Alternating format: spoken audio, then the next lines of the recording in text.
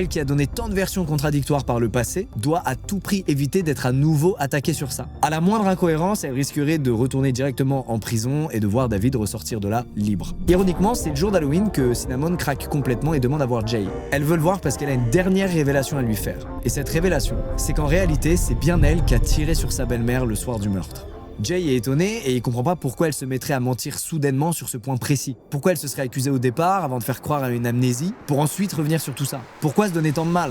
Mais Cinnamon lui avoue tout simplement qu'elle avait extrêmement honte. Honte d'avoir aimé son père au point d'en tuer Linda, avec qui elle s'entendait pourtant super bien. En mentant, elle avait l'impression de réécrire une histoire plus favorable, une histoire où elle n'était plus au cœur de cette terrible réalité. Cinnamon est donc libérée de ce terrible poids et elle vient d'offrir à Jay la dernière pièce du puzzle. Désormais, peu importe ce qu'il adviendra au procès, Cinnamon ne dira que la stricte vérité. Elle explique donc à Jay ce qui s'est réellement passé le soir du meurtre, ce qui est proche de ce qu'elle avait déjà raconté, mais à quelques détails près. Patty lui a apporté l'arme après avoir été réveillée par David, et elle lui a également tendu un coussin pour atténuer le bruit des coups de feu. C'est donc bien Cinnamon, et non Patty, qui se dirige vers la chambre de Linda, arme en main. Alors qu'elle dort paisiblement, Cinnamon se penche au-dessus de son corps, vise son abdomen et presse à détente.